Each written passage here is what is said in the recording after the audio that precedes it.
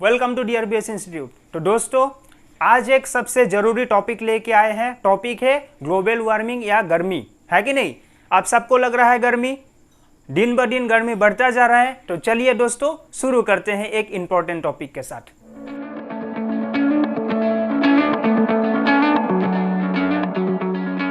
आज हम लोग डिस्कस करने वाले हैं कि गर्मी क्यों इतना बढ़ते जा रहे हैं। हर दिन ब दिन गर्मी बढ़ता ही जा रहा है। लगभग 1950 से लेके अब तक गर्मी 1.1 डिग्री सेल्सियस बढ़ चुका है। क्यों बढ़ा है, किस लिए बढ़ा है, इसके बारे में आज हम लोग डिस्कस करने वाले हैं। तो ज़्यादातर गर्मी हमारे इंडिया में ज़्यादातर गर्मी इसलिए बढ़ता है ताकि यहाँ पे क्या है, मानसून मतलब जो बारिश का समय है, उस समय में अगर बारिश कम हो जाए तो इसके लिए गर्मी बढ़ जाता है या सूखापन आता है। तो ये ज़्यादातर होता है ला नीनो और अल नीनो के वजह से। तो ला नीनो अल नीनो एक ऐसा एक फिनोमिनन है कि जो हमारे ज्योग्राफी का सबसे ज़रूरी पार्ट होता है। दोस्तों, ला नीनो अल नीनो ये 4 साल में इसका प्रभाव देखने को मिलता है। मतलब हमारे इंडिया में या ऑस्ट्रेलिया में ये 4 साल में एक बार सूखा का मौसम लाता है। तो इसके बारे में हम लोग दूसरे वीडियो में अच्छे से विस्तार से डिस्कस करेंगे, ऑलराइट। लेकिन हम लोगों का सबसे जरूरी मुद्दा यह है कि हम लोगों को ग्लोबल वार्मिंग या क्लाइमेट चेंज के बारे में जानना है, ताकि हम इस गर्मी से बचने के लिए कुछ उपाय जाने और ये क्यों हो रहा है इसका कुछ फैक्ट हम सीख पाए, ऑलराइट। तो सबसे हो गया क्लाइमेट चेंज या ग्लोबल वार्मिंग। अगर इसके बारे में देखा जाए तो सबसे जरूरी है 4 इंडिकेटर्स। कितने इंडिकेटर्स? 4 इंडिकेटर्स। तो पहला हो गया इंक्रीजिंग ग्रीन हाउस गैस, सबको पता है। दूसरा बात हो गया राइजिंग सी लेवल। नेक्स्ट हो गया स्वेरिंग ओशन हीट और नेक्स्ट हो गया ओशन एसिडिफिकेशन। तो सबसे पहले जरूरी है हम लोग को इंक्रीजिंग ग्रीन हाउस गैस। तो इंक्रीजिंग ग्रीन हाउस गैस में सबसे जरूरी क्या क्या है? क्लोरोफ्लोरोकार्बन CFC, उसके बाद में हो गया कार्बन डाइऑक्साइड, कार्बन मोनोऑक्साइड, ये सबसे जरूरी है। लेकिन अभी सबसे बड़ा प्रॉब्लम यह है कि कार्बन का मात्रा, चाहे क्लोरोफ्लोरोकार्बन हो, कार्बन मोनोऑक्साइड हो या कार्बन डाइऑक्साइड हो, ये 50% बढ़ चुका है। नेक्स्ट, सी लेवल। सी लेवल मतलब सागर का जो पानी वो पहले से 8 से 9 सेंटीमीटर बढ़ चुका है, जिसके वजह से अब ऐसा आइलैंड कंट्री जैसे कि मालदीव्स, उसके बाद में ऑस्ट्रेलिया, ये जो भी आइलैंड कंट्री है, इनके ऊपर इनका जो बीच एरिया है ये आपका डेंजरस समय में आ गया, क्योंकि सी लेवल बढ़ने के कारण जो कंट्री का बीच एरिया है वो भी डूबने लग गया है। नेक्स्ट हो गया ओशन हीट। ओशन हीट के वजह से जो ओशन के अंदर जो भी जीव है वो जीव मतलब अपने जगह चेंज करना पड़ रहा है या कुछ जीव भी मरते जा रहे हैं। ये हमारे लिए सबसे बड़ा प्रॉब्लम। नेक्स्ट प्रॉब्लम है वो है एसिडिफिकेशन। सागर में हम लोग इतना सामान यूज करते हैं कि वो सब नदी से लेके सागर में चला जाता है, तो सागर भी क्या होता है? प्रदूषण। उसके बाद में सबसे जरूरी यह है कि हम लोग का ग्लोबल वार्मिंग के वजह से एसिड रेन भी हो रहा है। तो ये इंडिकेटर्स है ग्लोबल वार्मिंग के वजह से प्रॉब्लम दिखाई देना। और सबसे जरूरी बात अगर देखा जाए तो सबसे यह है कि टेम्परेचर हाई हो रहा है। टेम्परेचर हाई होने के वजह से क्या हुआ, आप लोगों को पता है कि आज हम लोग अभी जो सिचुएशन में हम लोग हैं, ये ग्लोबल वार्मिंग का क्या है, सबसे बड़ा प्रॉब्लम दिखाई देता है। गर्म से हम लोग रह नहीं पा रहे हैं, है कि नहीं। उसके बाद में अमेज़न फॉरेस्ट में आग लग गया, आज से 5 साल पहले ही हुआ है। 2 साल पहले कनाडा में आपका इतना गर्म हो गया कि लोग स्विमिंग पूल पे जाके रहना पड़ रहा था। उसके बाद में आ गया राइजिंग सी लेवल। मैंने बोला है कि कुछ कंट्री का प्रॉब्लम दिखाई दे ही रहा है जो आइलैंड कंट्री है। उसके बाद में हो गया टूरिज्म सेक्टर में भी प्रॉब्लम हो रहा है। अभी जैसे कि ज़्यादा बारिश होने से या ज़्यादा एसिडिक होने से, एसिड रेन होने से भी क्या हो जाएगा कि टूरिस्ट देश का, कुछ देशों का सबसे बड़ा इनकम या देश का GDP का सबसे बड़ा मुद्दा दिखाई देता है टूरिस्ट सेक्टर में। वही क्या हो रहा है, ज़्यादातर खराब रास्ते में जा रहे हैं अभी। उसके बाद अगर हम लोग देखा जाए तो यहाँ पे देखना है कि इसके लिए हमारे जो भी देश, जितने भी देश है, ये देश कर क्या रहे हैं। हमारे इंडिया से लेके हर बड़े बड़े देश जैसे कि यूएसए हो गया, कनाडा हो गया, चाइना, रसिया, तो इन लोगों को बीच में अगर देखा जाए तो सबसे बड़ा बात ये दिखाई मिलता है कि हर साल लगभग हर देश मिल के कॉन्फ्रेंस करते हैं। कॉन्फ्रेंस करते करते करते सिर्फ वही डिस्कस करता है कि कौन देश ज़्यादा पोल्यूशन कर रहा है, कौन देश ज़्यादा कम पोल्यूशन कर रहे हैं। लेकिन कभी ये पोल्यूशन या क्लाइमेट चेंज के ऊपर कभी भी इसका सॉल्यूशन नहीं निकाला गया।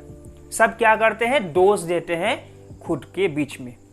और उसके बाद में अगर देखा जाए कि जो भी कंट्री है वो ज़्यादातर डिस्कस करते हैं सीएनजी को बैन करना है या सीएनजी को लाना है, कोल को बैन करना है, पहले था कोल को यूज़ करना है। तो लगभग ऐसा होता है कि हर चीज़ यूज़ करो उसके बाद में बैन करो। जैसे क्लोरोफ्लोरोकार्बन CFC यूज़ किया जाता था, अभी लगभग कम हो गया है। पहले कोल यूज़ किया जाता है, पेट्रोल यूज़ किया जाता था, डीजल यूज़ किया जाता है, वो भी लगातार कमता जा रहा है। लेकिन ऑल्टरनेट सोर्स की तरह 2-4 देशों ने ही कदम उठाया है।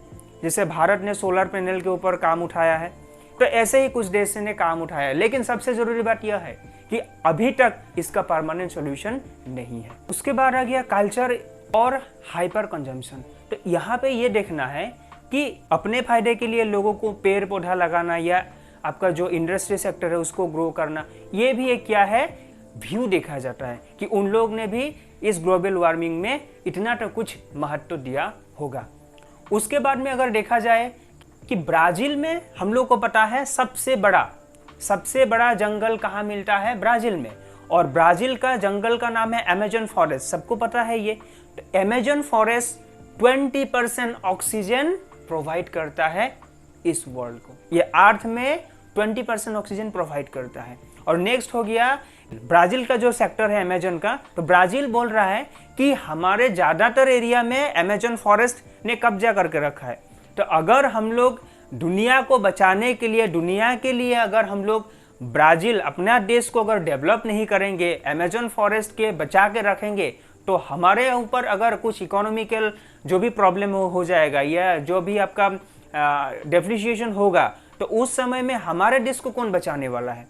तो इसीलिए ब्राज़ील भी अब क्या कर रहा है, अमेज़न फॉरेस्ट को काट के अपना अर्बनाइजेशन या जो इंडस्ट्रियलाइजेशन सेक्टर है उसको ग्रो करने में लग गया है। ये भी सबसे बड़ा बात है। तो इसीलिए हर देश को मिलकर भी अमेज़न के ऊपर कुछ हेल्पफुल काम करना चाहिए और खुद के भी देश में प्लांटेशन का काम भी करना चाहिए। ये सबसे जरूरी बात है। और लास्ट ईयर ग्लोबल वार्मिंग की वजह से अमेज़न में आग लग गया था, तो उससे भी क्या हुआ, बहुत सारे पेड़ पौधे वहां से विलुप्त हो चुके हैं। ये भी सबसे जरूरी बात है। तो इसका भी जो कमिटी है इसको ऊपर भी जांच रखना जरूरी है, ताकि क्लाइमेट चेंज के ऊपर ये भी प्रभाव थोड़ा हेल्प हो सके।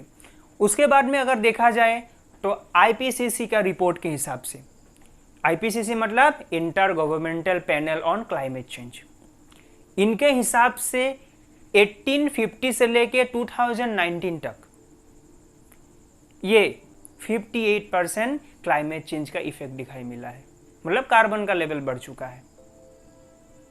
डेवलपिंग कंट्री या अंडर डेवलप कंट्री में भी प्रॉब्लम है। वो क्या है, वो ये है कि सबसे ज्यादा पॉपुलेशन ग्रोथ वहीं पे होता है। तो पॉपुलेशन ज्यादा होगा तो क्या होगा, जो फूड इंटेक्ट है, खाना के लिए जरूरी होगा, पेड़ पौधा के लिए भी जरूरी होगा, तो वहां पे उसके लिए भी जिम्मेदारी दिखाया जाता है। लेकिन यहाँ पे और एक डाटा दिखाई पड़ता है कि जो डेवलप कंट्री है, सबसे ज्यादा फूड, वुड या नेचुरल रिसोर्स उन्हीं लोग यूज करते हैं जो डेवलप कंट्री है। तो उस हिसाब में इसको भी प्रॉब्लम या अंडर डेवलप कंट्री को ब्लेम देना भी सही नहीं होगा। तो सबसे जरूरी बात यह है कि हमें हर कमेटी में या हर कॉन्फ्रेंस में ये देखना है कि हम किस किस को क्या ब्लेम करते हैं, वो ना करके हमें नेचर को बचाना है, पेड़ लगाना है। और सबसे जरूरी बात, जादव पायेंग जी ये भी बोले थे कि आप एक काम करो, पेड़ मत लगाओ, लेकिन सिर्फ पेड़ काटना बंद कर दो, तो भी क्या हो जाएगा, फॉरेस्ट खुद ब खुद बन जाएगा। ये सही बात है, क्योंकि हम लोग पेड़ काटते हैं और पेड़ एक भी नहीं लगाते हैं। तो इसीलिए ये भी काम करना जरूरी है गवर्नमेंट की तरफ से। और दूसरा बात, ये सब का जड़ अगर देखा जाए तो दो है। एक हो गया GDP ग्रोथ, जिसका कोई वैल्यू नहीं है, क्योंकि जीडीपी ग्रोथ सर्विस सेक्टर का ज़्यादा ऊपर प्रोवाइड करता है। और सर्विस सेक्टर कब होगा? जब काम ज़्यादा होगा। ऑलराइट, और यहाँ पे नेक्स्ट आ गया करंट ग्रोथ। करंट ग्रोथ मतलब अभी कितना ग्रोथ हो रहा है, ये देखने से हमारे जो ग्लोबल वार्मिंग का प्रॉब्लम ये खत्म नहीं होगा। कब होगा? जब हम लोग देखेंगे सस्टेनेबल डेवलपमेंट, मतलब धीरे धीरे हम लोग का ग्रोथ देखना है और कोई भी फॉरेस्ट को खत्म नहीं करके या मतलब फॉरेस्ट को हानि नहीं करके अगर हम लोग डेवलप करेंगे सस्टेनेबल की तरह, तब जाके हमारा देश ग्रोथ में आगे बढ़ेगा। जैसे सिंगापुर, स्विट्जरलैंड, ये सब देश क्या है? सस्टेनेबल के ऊपर बिलीव करते हैं। लेकिन हमारे देश क्या करता है? हमारे देश जीडीपी के ऊपर और करंट ग्रोथ के ऊपर हर साल जीडीपी के ऊपर लड़ाई चलता है, लेकिन कब क्लाइमेट चेंज के ऊपर, ग्लोबल वार्मिंग के ऊपर, अनएम्प्लॉयमेंट के ऊपर या नेचुरल रिसोर्स के ऊपर कभी मुद्दा कभी पर भी नहीं डिबेट में आया है। तो यही सबसे दुख भरी बात है कि हम ग्लोबल वार्मिंग को नहीं बचाएंगे, नहीं देखेंगे, तो कोलकाता जैसा शहर और मुंबई जैसा शहर 2050 तक वो भी देखने को नहीं मिलेगा। वो भी क्या हो जाएगा? वो सी लेवल के नीचे और सी में क्या हो जाएगा? समा जाने के चांस है। और ग्लेशियर जैसे भी पिघल रहा है, तो लगभग प्रॉब्लम हम लोग को दिखाई मिल रहा है। तो दोस्तों आइए एक पेड़ लगाइए कम से कम और ग्लोबल वार्मिंग होने से बचाइए, क्योंकि ये अर्थ हम लोगों का सिर्फ देन है, ये सब रेंट में है। अगर हम लोग इसको नहीं बचाएंगे तो आने वाले फ्यूचर जनरेशन के ऊपर हम लोग क्या देंगे? हम लोग यही सिखाएंगे कि हमने बर्बाद किया, अब तुम भी जो बाकी है उसको ख़त्म करो। ये तो नहीं होगा, क्योंकि सबको जीने का, एक चींटी से लेके एक आदमी, हर चीज़ को जीने का इस दुनिया में सबको समान अधिकार है। दोस्तों, ग्लोबल वार्मिंग का प्रॉब्लम यही है। आज हम लोग जो गर्म फेस कर रहे हैं, हमको गर्म लग रहा है ना? तो ये सब ये प्रॉब्लम के लिए आया है। तो आइए हम इसको सेव करते हैं, बचेंगे, बचाएंगे। ये वीडियो ज़्यादा से ज़्यादा तो लोगों को शेयर कीजिए, क्योंकि ये हर टॉपिक से जुड़ा हुआ है। तो इसीलिए शेयर कीजिए, लाइक कीजिए, सब्सक्राइब कीजिए, ताकि और बाकी लोगों तक पहुँचें और कुछ हेल्प हो सके। तो थैंक यू, जय हिंद।